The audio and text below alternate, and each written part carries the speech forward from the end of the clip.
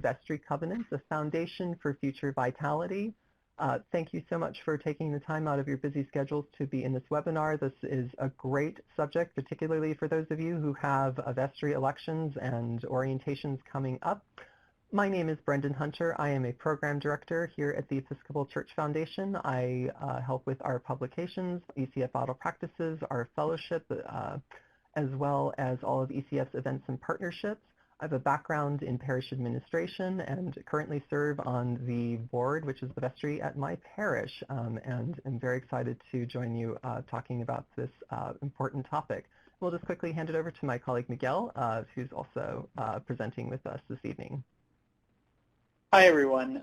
My name is Miguel Escobar, and I'm a managing program director at the Episcopal Church Foundation, working in the area of leadership resources and communications. And as same area as Brendan mentioned, this is a really important topic. I'm excited to be here and share some of the insights that we have from a lot of the team leadership work that we do. Both vestries and beyond, and hope that this can be a really helpful tool that you can use as you begin your new year. Great, thanks Miguel. So real quickly, for those of you who may not be familiar with the Episcopal Church Foundation, ECF is an independent, lay-led organization founded in 1949. Our primary mission and purpose is to empower Episcopal congregations, organizations, dioceses with their leadership, financial, and strategic development. Our four impacts, or desired impacts rather, are listed there on your screen. We do this through a variety of programs ranging from strategic resources with strategic consulting, capital campaigns, endowment management, capital campaigns, stuff, I already said that. Our fellowship, as I mentioned, all sorts of wonderful things. Check out our website if you have not done so already to look at all of those resources available. One particular resource I would like to highlight for all of you this evening are our ECF publications, which may be a particular help for those of you who have newly forming vestries, including our Vestry Resource Guide, which is newly revised in 2015 with some great updates for you. It's also available in Spanish and in ebook form as well. So you can order that through our partner, Forward Movement, who publishes all this stuff, or check out Amazon or your favorite local Episcopal bookseller. So before we begin, we'd just like to take a moment for prayer, and Miguel, if you'd like to lead us in that. Thank you. Yes, we always try to begin with prayer. I think it's a good rule for not just webinars, but actually also vestry meetings, and we'll be talking about more about rules and norms in a moment. But let's begin with prayer. Almighty God, you sent your Son, Jesus Christ, to reconcile the world to yourself.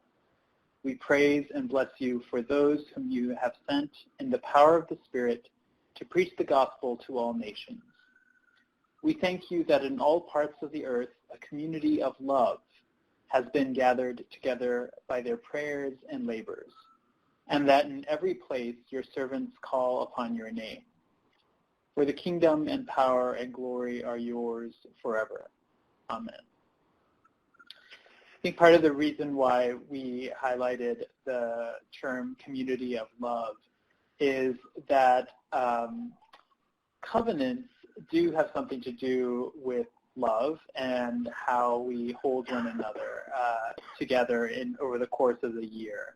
And so we'll be exploring that over the course of this hour.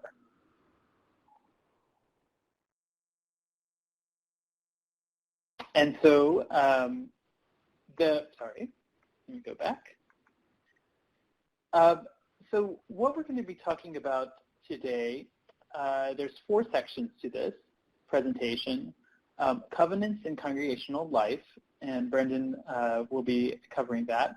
Practices for creating strong covenants. This goes everything from just what you can do at the beginning of a vestry retreat, especially, or the first vestry retreat of the year. Then we're going to go in depth with some examples of covenants from across the Episcopal Church. And then I will show you a web page on our publication where these 4 are collected, and you can go back and use them as examples potentially for consideration whenever you're constructing your own covenant. And then lastly, Brendan is going to lead us in a discussion of practical next steps based on everything that we've just presented. And so with that, Brendan, I'm going to hand it off to you just to give us an overview of covenants and what is a covenant. Great. Thanks, Miguel. So if you've been on other webinars, you know that I always like to start off with looking at where we have been and how we've arrived where we currently are. And so I want to just take a moment to look at what is a covenant and how do we get this term. And covenant stems from Middle English from the Anglo-French form present participle of convenire, which means to be fitting, coming from the Latin convenire. A simple definition is an agreement, or to be a little more specific, formal and serious agreement or promise. Some synonyms include accord, compact, and convention. You may have heard this come up in church, anywhere from the lectionary readings to the liturgy that's in our prayer book. There are many examples of covenants in the Bible.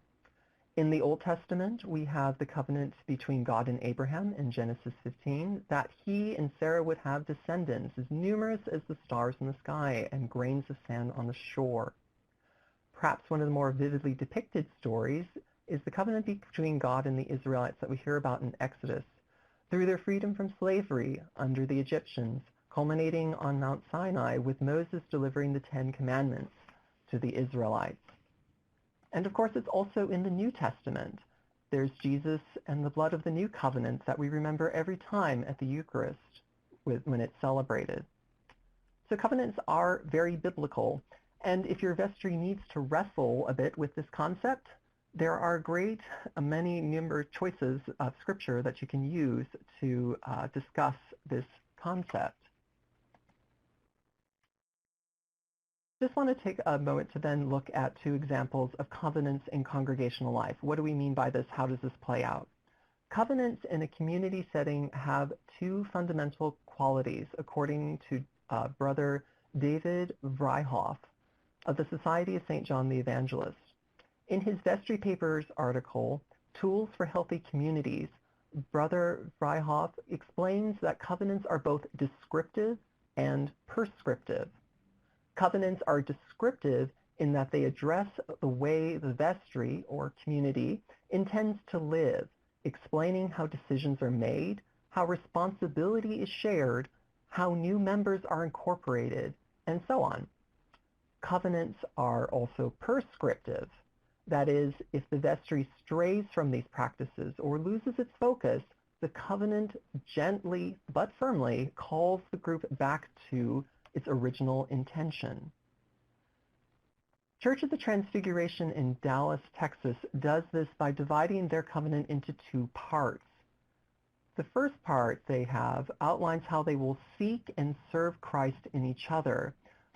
Some items from this include respecting each other's opinions and listening and seeking first to understand, limiting vestry meetings to 2 hours in duration by being on time and sensitive in discussions at meetings and taking time to check in midway through the meeting, being open to change and discernment, moving votes on non-critical issues to the following month if consensus cannot be found, and maintaining strict confidentiality of the issues discussed in the executive session. And then in the other part, they list how they will, quote, be an example to the congregation. And in this, some examples include warmly welcoming all parishioners at vestry meetings, being transparent about the work of the vestry through regular communication, asking the hard questions, and keeping stewardship as a focus year-round. While the list divides items between how the group functions internally and externally, both of these lists include descriptive and prescriptive items. Covenants aren't just limited to vestries, though. Tom Brackett, in his Vestry Papers article, Covenants in Congregational Life, gives helpful examples of how covenants can be used in a committee and within the entire congregation. One story from this that I would like to highlight for you that Tom shares is about how St. John's Church, having stayed pretty much the same for many years with little or no growth, was feeling rather stuck and looking to break out of their situation. In this situation, a visioning committee was created to help form a new worship service that would be an addition, but also completely different to their current Sunday morning offerings. While unveiling their ideas for the new service, the committee also unveiled their working covenant to help show how their process worked. The committee then proposed to go forward with implementing the new worship service. They proposed a covenant for the entire congregation. The covenant included asking those presently attending their 10:30 service not to attend the new 6 o'clock service unless it was to, quote, offer unconditional support by offering hospitality to newcomers and, quote, offer only after completing 3 training sessions offered by the rector and coach for the process. To briefly summarize what happened, the covenant worked. All of St. John's members eventually signed the covenant, the service was launched, and not only was that a success, they eventually ended up further expanding to 4 Sunday services. These examples being offered help us to see how covenants are different than the types of agreements we make in secular society. They are tools for behavior and can influence the entire community. Tom underscores by this point by noting that if we believe that the systems we have in place are indeed producing the results we're seeing, then we might ask, what needs to change in order for our churches to embrace a Christian culture with the hope of real community? And finally, I want to be clear that contracts are different than covenants. And they're also not, to emphasize that covenants are not rules. In his book, Behavioral Covenants in the Congregations, a handbook for honoring differences, Gil Rendell explains that theological understanding of covenant refers to the promise made by God to humanity as found in Scripture. He notes that we live in a world dominated by rules and contracts. Covenant speaks of promises, and promises are vows made with the intention of keeping them. When a legal rule is broken, however, we seek compensation. When a covenant is broken, we seek understanding and recommitment. So again, legal rule is broken, we seek that compensation, that that eye for an eye type of concept. When a covenant is broken, we seek understanding and recommitment. And lastly, I'd just like to highlight for you that covenants are focusing on issues and behaviors and not personalities. And right there up on your screen are just the basic points with that understanding that the behavioral and behavioral covenant, that they are negotiable, persons and personalities are not. And the example of a member meeting who doesn't allow others to speak, I think we can all come up with that example where somebody dominates over a vestry meeting and does not allow for others to be able to input, and how this could work in this situation. Miguel, maybe you would like to share a bit more about this type of scenario.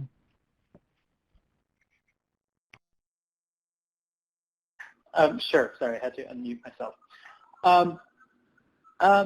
Certainly, I think the value here of having a covenant means that then when a group starts giving feedback to one another about things that are going wrong, for instance, let's say one member of the vestry does dominate the conversation extensively.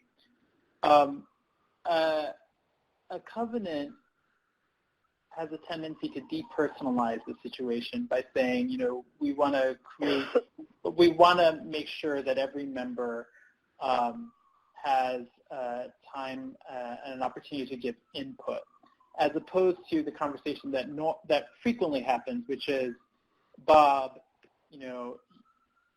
you're someone who is speaking way too much. And that, so it's just another, it sort of allows a little bit of differentiation there. And we'll talk a little bit more about that whenever we start looking at actual examples of covenants. Thanks, Miguel. So that was just a very, 30,000-foot type overview of the broad concepts of what we're talking about this evening. Just want to make sure that everyone is clear on that. If you had any questions, did that make sense?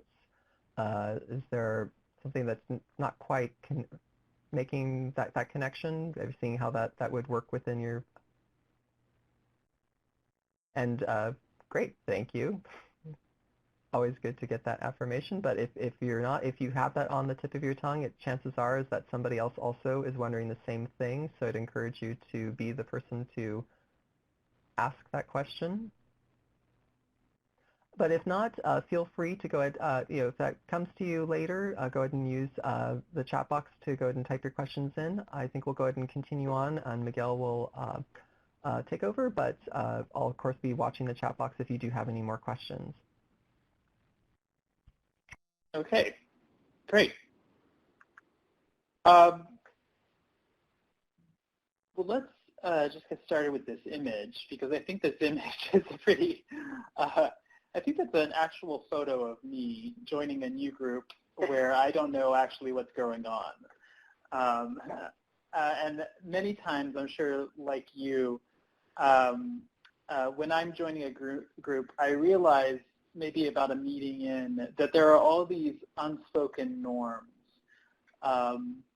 and unspoken ways of behaving that I haven't really picked up on. And unless there's an explicit orientation or, say, a covenant, it's going to take me quite a significant amount of time before all of those start to become clear. So the image of the cat is really supposed to be one of someone tangled up in those unspoken habits, unspoken norms. And I'll just give a real example from a friend who is newly elected to their vestry. He showed up at the vestry meeting at 7 p.m., which was the time that the vestry meeting was to begin, and discovered that there was an unspoken norm that everyone attended evensong at 6 p.m. before that. This was not mentioned at any point. There wasn't an orientation.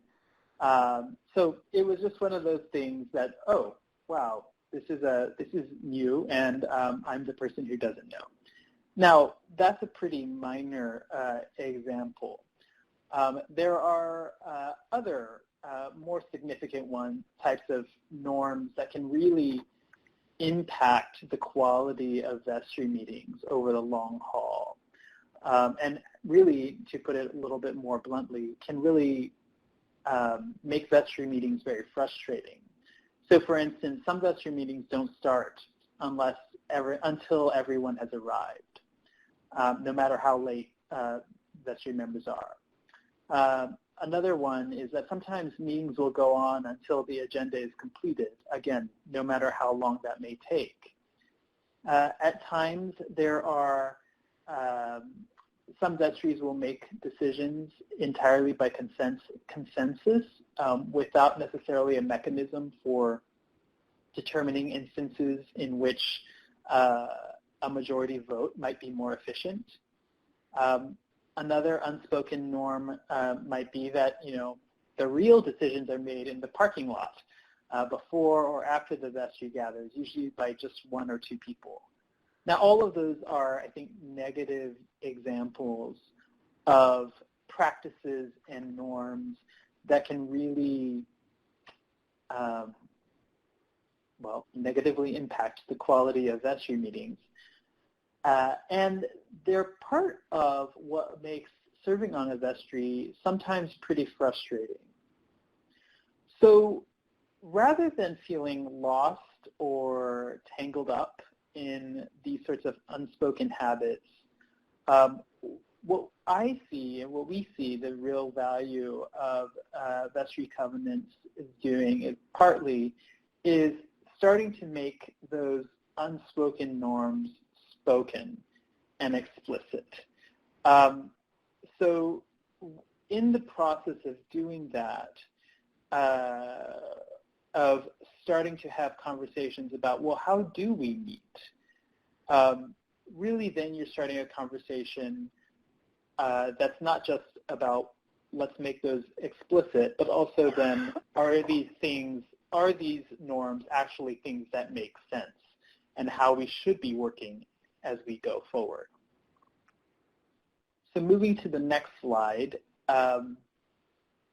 right now I want to emphasize is definitely the time to start to have those conversations. As I'm sure many of you know, or all of you know, the vestry nomination processes have been completed in most Episcopal congregations. Many congregations are coming up on their annual meeting in which the elections will be formalized.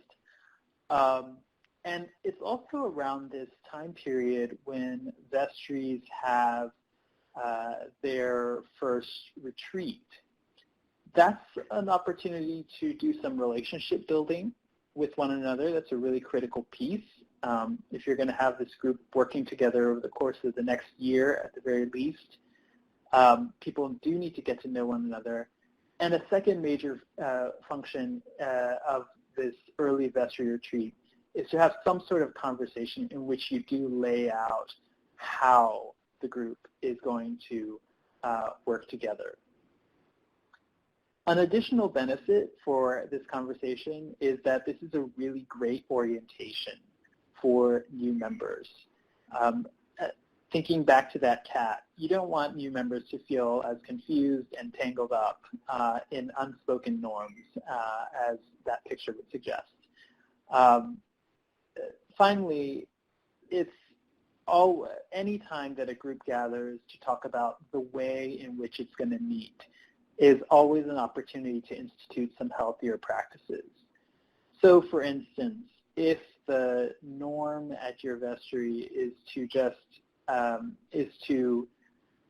meet until all the agenda items are completed, no matter how long that may be, there may be some second or third year vestry members who want to question that and who want to sort of think, are all vestry members really going to be able to make the best decisions after 2 hours or 2.5 hours of meeting together? Or should there be a norm that you try to make the decisions within the beginning of a meeting, or that there's a cap on the length of vestry meetings at 1.5 hours? Another important point about vestry covenants is that once these are made at vestry retreats or at the first really significant vestry gathering, it's good to keep these around and more specifically visible throughout the year. I have a colleague, Ron Bird, who takes the vestry covenant and laminates them and makes sure that there are visible, printed out, makes it really large. I think laminates that. He laminates something, but the most important thing is it makes it large and visible and has it present at and visible throughout all the vestry meetings of the year so that everyone can see it throughout. The purpose, of course, is that it serves as a reminder of how the vestry will meet, going back to Brother Freihoff's suggestion that it's descriptive, but also then in those moments when, let's say, people start to show up, don't start to show up on time, and there was a norm around setting, around making sure people do arrive on time, it allows vestry members to have that proscriptive conversation about saying, hey, everyone, we all agreed to show up on time. We did this at the beginning of the year. It's norm number 4. Let's make a recommitment to do so. That's a much gentler way of having that conversation. It's a sort of more respectful way of giving feedback than never having had a conversation about norms and then all of a sudden sort of saying, you know, Mary, you're constantly late. So that's I think part of the point of all of this is it really does set up a framework for you know, holding one another accountable to what is a more sustainable way of meeting. Lastly, we recommend that the Vestry Covenant is revisited periodically throughout the year. Some groups will do it quarterly. Some will do it every half year. I think sort of I've been moving more and more towards like half a year, every half year, having this sort of conversation. Just check in, you know, does this still make sense? Are there norms that we need that weren't expected? Are there norms that, you know, don't make as much sense at this point? I think, again, it's really more an opportunity to revisit, remind people, and have a conversation, that 30,000-foot conversation of what is it, how is it that we need? A final note, I guess, before going on to the next slide, and this is a little, you know, sometimes the majority of vestry service takes place in meetings, and so anything that we can do to improve the quality of those meetings will inevitably have a significant impact on the quality of vestry service overall. Again, I just want to really reemphasize the value of this tool in setting up frameworks and structures around certainly how the vestry relates to one another, how the vestry relates to the wider congregation. There should also be some specific language around how the vestry meets as well. So in the next slide, and Channing also has this question, which I think relates to what you were just saying. You know, if vestry covenants also help to deepen relationships between vestry members, such as praying for each other, which you know, absolutely, that definitely is applicable and definitely can play out in that sort of way in a vestry. Absolutely, and you'll when we go over the examples in a few minutes, excuse me, you'll see some pieces of some lines related to holding the congregation in prayer. I'm not sure that it's other vestry members where we can look for that specifically, but that's a great point. Yeah. So some helpful elements and covenants, and this is, again, trying to take the 30,000-foot view of having seen multiple different kinds of covenants. Covenants should remind vestry members that serving on the vestry is a form of spiritual leadership. It's a form of leadership within the church specifically, and that vestry members are faith leaders of their community. Again, going to this point about the importance of meetings and the quality of meetings, there can be some norms around the agenda and meeting preparation. How early should the agenda be sent out? If there are reports that need to be read, can those be sent out by email ahead of time? Again, these can be really specific and they can seem a little odd and out of place, but again, they really do improve the quality of meetings. Affirmation of specific behaviors, and you can see those there. Framework for criticism. This goes to the last slide that Brendan presented in the previous section. focusing on behaviors, not persons. Inevitably within Vestry service, there's going to be moments of disagreement. There's going to be moments in which we do need to give feedback to one another. And so having explicit models for how you give that feedback. For instance, there is a big difference between telling someone, Mary, I'm going to use that example again, Mary, you are always late, versus, Mary, I've noticed that you've been late for the past 2 times. The first one really posits Mary's lateness as a core aspect of her personality, or as an aspect of her personality. The second observes that this is something that they've done in the past instance. It's a behavior. So again, helping one another to learn how to do appropriate criticism or give appropriate feedback is really important. Describing a situation versus evaluating a situation, I think that's a really critical piece. Using I statements versus some people. How about this? Some people would say that the current President of the United States has an issue with this, because people sometimes use some people to refer to make generalizations about various issues. Actually, we need to practice our own and taking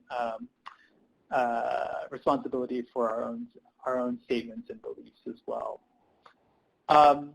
Confidentiality balances the need for transparency. It's again, vestries deal with a lot of sensitive issues, and so, or will deal from time to time with sensitive issues, sometimes around staffing. So becoming really explicit about where and when material is going to be held in confidence is really critical. And I see some folks are responding here in the chat box. Oh, and it's a moment of questions. Do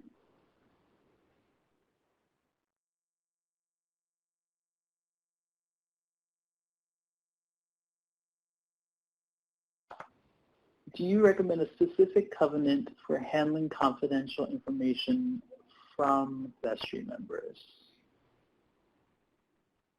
I'm not. We do have an example, Rebecca, on ECF Auto Practices that one of our bloggers has shared that what they've used with their congregation. I'd invite anybody present, if you have something that works well for your congregation that you'd like to share, that I would say that as we know, our congregations vary widely, and so do the needs and particulars for them. So I wouldn't want to necessarily say this should work for you. But check out some examples.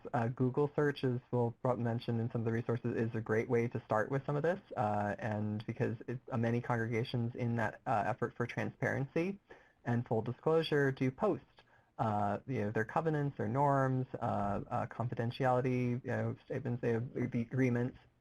So sourcing, I guess my recommendation would be source from multiple congregations to be able to inform your decision with that. But I'll pull up the link to the one we've got on ECF Auto Practices.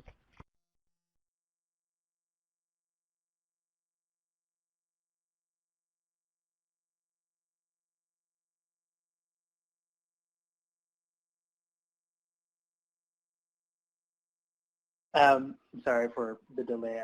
I also have a little cold, so I'm switching between mute and not. I see that there's also a question about the nature of vestry meetings being public, and then Sunshine responded that executive session helps to deal with some of those issues, and that's absolutely right. I think also there's some questions around confidentiality around some documents around these issues. I think that's a great. But let's check to see if there are examples within the example Vestry covenants that we're going to be looking at in just a moment. And I would also just add to that, Chenny, as well, that part of that is something that you have to build up and figure out for your vestry. Part of it may also be in terms of how your bylaws are structured in terms of how meetings are carried out. Is certain, if there is an executive committee, if so, how does that work? Who's included with that versus a public vestry meeting? Always refer to the particular rules and guidelines you have established already for your parish.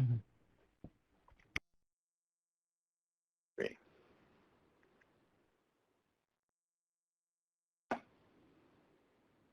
So here are just a few questions, and I think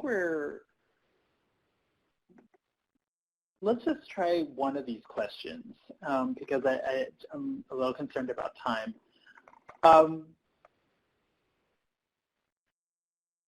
Let's go with the second one. Are there positive things that your vestry is currently doing that a covenant could reaffirm? I think it'd be really handy to hear from various members what positive things are taking place in vestries that covenants could affirm. And it's always helpful to hear it from different parts of the country, different parts of the church, rather.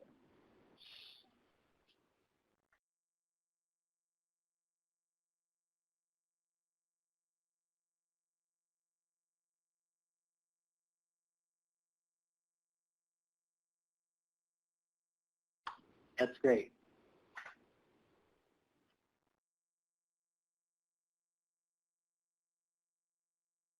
Paul mentions we have spiritual sharing at the beginning of each meeting that keeps the agenda from being only business.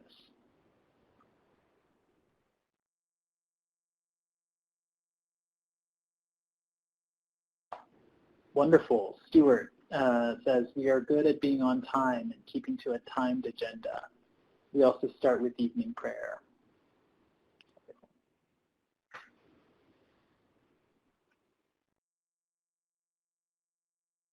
And we have prayer partners. That's a great practice. And just so that I'm clear about what that means that each vestry member has another person who's praying for them, and you're praying for, and vice versa. Please let me know if that's right.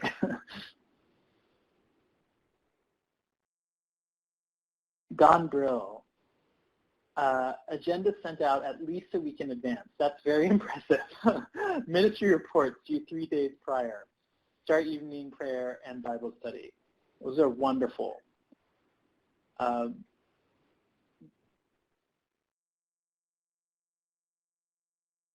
Great. So already within the chat box, and maybe we can make it a point to send out the chat afterwards, there are some really good examples here of practices that healthy vestries are doing already. These are certainly things that can be reaffirmed in covenants.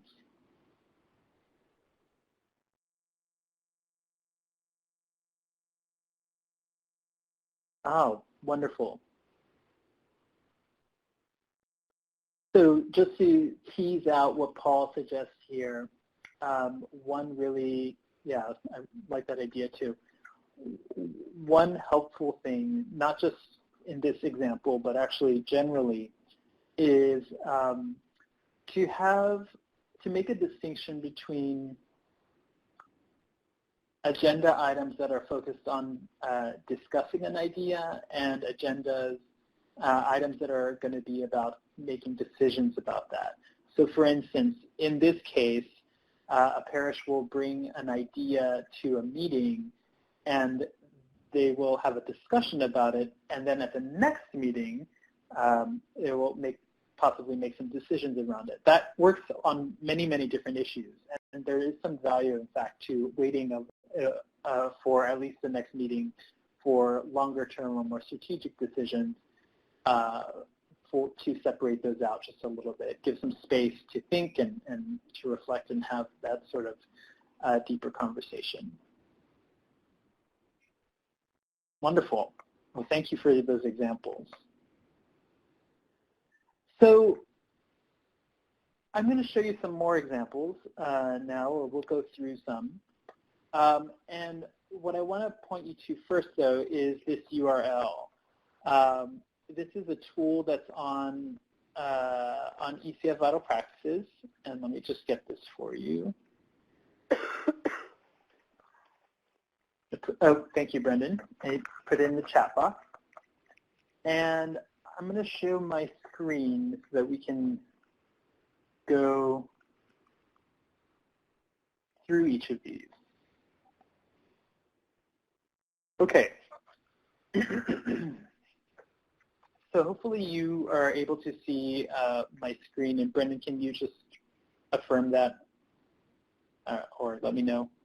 Are you able to see my screen? Yes. Great. Okay, perfect. Wonderful. So this is the page on ECF Vital Practices that highlights different examples of Vestry covenants and norms. It gives an overview very much similar to what we're doing right now.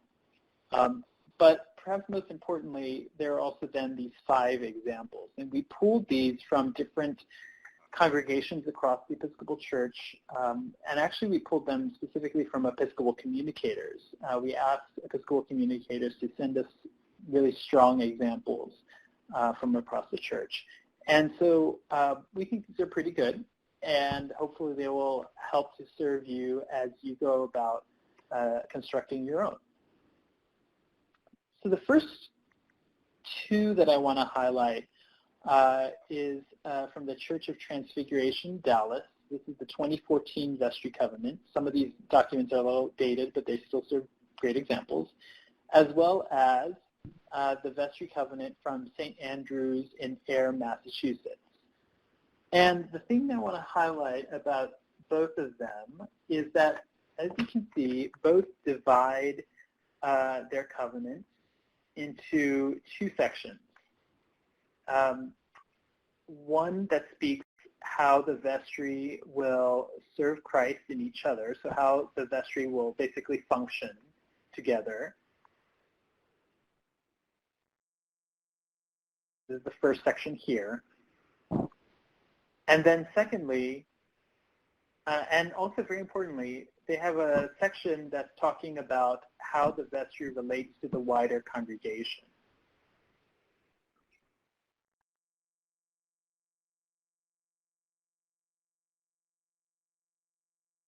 Okay, so again, when you're coming up with your own vestry covenant, consider the role of the vestry to itself, and then also, of course, the role of the vestry to the wider congregation as well. In the Transfiguration example, one of the things that I really like here is that, let's see, where is it? This piece here, putting vision items at the front of the agenda and keeping the work of the vestry in our daily prayers. Again, this starts to get at the role of the vestry as more than just a business meeting. It is a meeting of spiritual leaders of a community. There's a spiritual role of the vestry. And then secondly, there's a really critical mission and vision component of the vestry. And I really like how they explicitly name that in the covenant as well.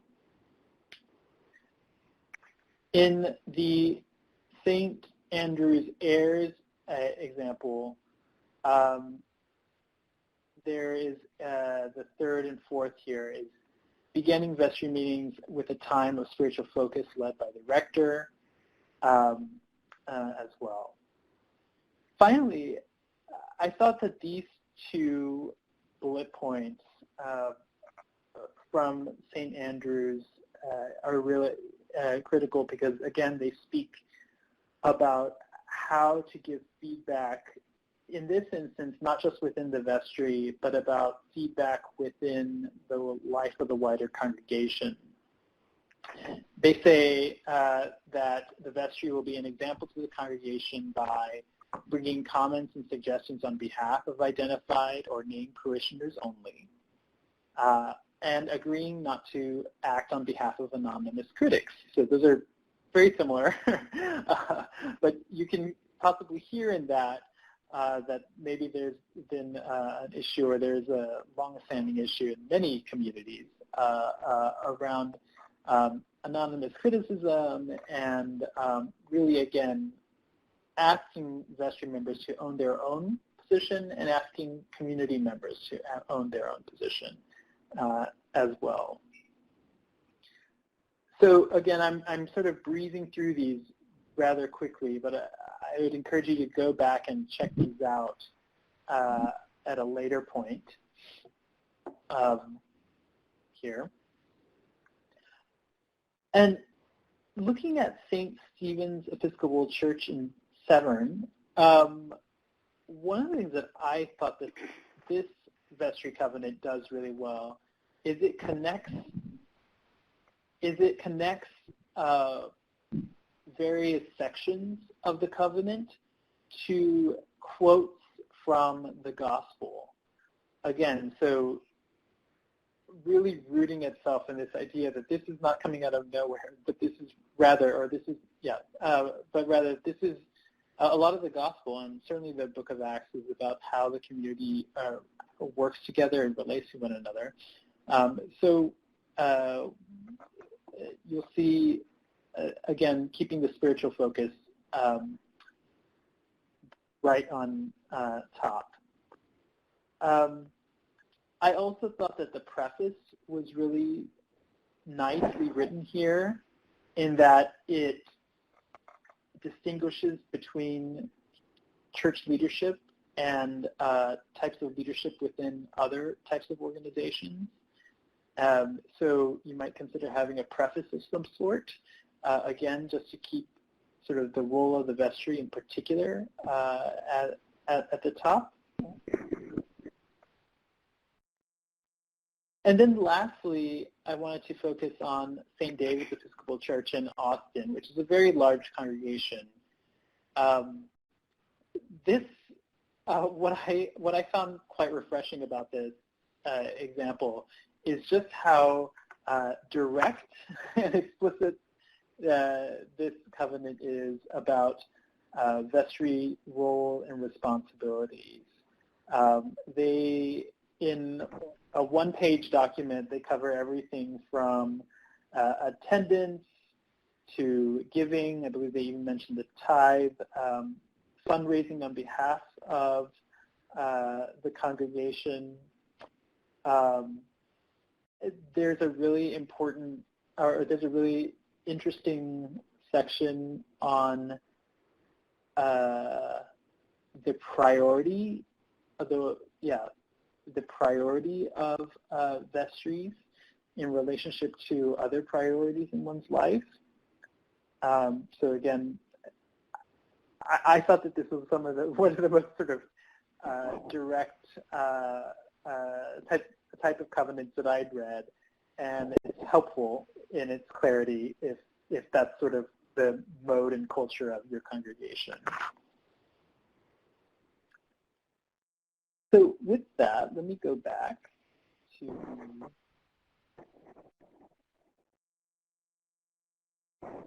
rest. Okay. Go back to, okay, thank you.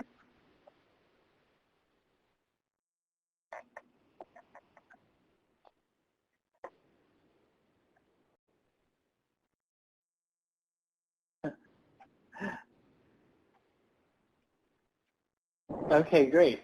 So since we just looked at those different examples, I see there are some comments Victor, that is my parish. I don't know if you're referring to St. David's or another parish there. There's St. Stephen. Oh, St. Stephen's, okay, yeah. Oh, St. Stephen's, yes. Oh, great. Well, you have a great Vestry covenant. Wonderful. I'm wondering if you had any comments or questions. I know I went really quickly through those. Again, those are all available at the link that we provided there for you to review at a later point.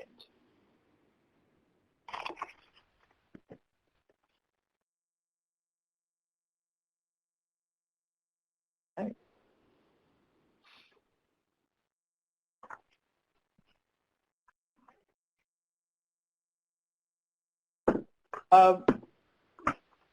Brenda, do you want me to talk about this book? Or okay, great. Another resource that's available for you is Behavioral Covenants in Congregations. I read this. I thought it was a really helpful book. I will say that the first section is, it goes into a lot of depth about the theological basis for covenants, which I think is helpful in its own way. I tend to be a little bit more practically minded. And so what then I found most helpful was the second section of the book, second half, as well as the latter part. There's a significant appendix at the end with different kinds of example covenants as well as processes for congregations to come up with covenants. So just as if you choose to get this book, that would be my one caveat, is the further you get into the book, the more helpful it becomes, or more practically helpful it becomes, I should say, as well. Reference within the book, and this is more just sort of a point of interest, is that the Moravians have, which is a denomination, has a covenant that all congregations and their denominational leaders are to follow. It's a Moravian covenant for behavior. And so this sort of takes this idea of covenant even to the next level in saying that not only congregations have covenants, but rather there's one covenant for the entire denomination. I thought that was fascinating. And you can look that up online and see if there might be something of value for your congregation in there as well. Great, thanks, Miguel. So as we're getting closer to the end of our time together, I would just invite everyone to any questions that you may have throughout this webinar, comments, anything else that you might want to add. We're leaving this time open for addressing those. But while folks are typing those into the chat box or processing all the information over the course of this past hour or so, also would just like to share with you a couple of practical next steps.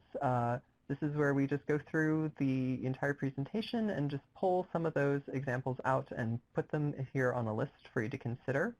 And would encourage you, if you're kind of feeling maybe a little overwhelmed or not sure where to start, to go through this section and maybe pick out one or two that seem doable to you to consider putting into your practice at your congregation. So, and with that, would consider, whoop, it looks like we already started comments in there, but looking at, many congregations are going to be electing new vestry members at their annual meetings at the end of this month. And how you might consider doing a draft of a covenant at your vestry retreat. Or if you don't have one, put that as your first goal, and then put that covenant into your agenda items. Again, check out Vital Practices for that link, which is also still in the chat box there, and consider what you're at. And the resources that Miguel highlighted as well. So there are lots of great places to look and where you can be able to pull out some examples and adapt those for your particular congregation. Well, I'm glad, Rebecca, that you are assured and ready for your vestry service. So we like very happy to hear that.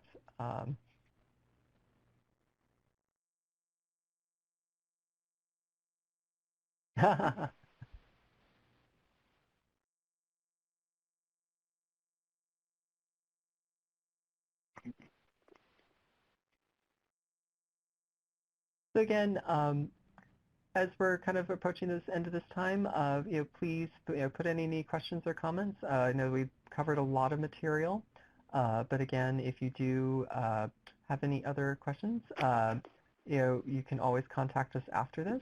We're always available. Oh, she's going to be amazing. We know it. Um, available over the phone or via email for that. Um, definitely look at ways to be able to build that in. We have a couple that we think are particularly good. And again, as I mentioned before, Google is a great place to start because there are plenty of places that are there that do post their covenants, their norms, confidentiality agreements, and a host of other documents, I'll say as well. I mean, if you're looking to develop any other resources for your parish, that's one of the great gifts that we have is that many things are posted online and can be easily had. And we try to pull out some of the what we think are some great examples for you on bottle practices, but definitely encourage you to also poke around and check out what your neighbors may have in your local community too. So as we're getting close to 8 o'clock, again, if you do have any questions, please put those into the chat box. Thank you, Paul, for that endorsement of Bible Practices. And I'd encourage you as well, if you aren't already a subscriber to Bible Practices and you are going onto the Vestry, to click on there. You can subscribe for free. You'll get Vestry papers as well as our monthly digest, as well as a host of other helpful emails notifying about webinars and other programs that ECF offers in your inbox. And you can check that out at ecfep.org. And as we get to 8 o'clock, I also want to note that you will be getting email in your inbox right at 8 or close to there with a link to a survey. And would ask all of you to just take a couple of minutes to click on that link and fill out that survey. We read through this and really, really appreciate any and all feedback that you can give us about this. This is the first time we've offered this Vestry Covenants webinar. Let us know how this was, what was helpful, what wasn't quite so helpful, things that that would have been helpful for you to know about. We definitely take all that and we'll work that into another iteration of this or a different topic entirely if that's what's more needed. So thank you all again for taking the time out of your busy schedules for this. And we're just so grateful for you being here and for your service in your congregation and to your church. God bless and Godspeed. Have a wonderful evening. Thanks, everyone.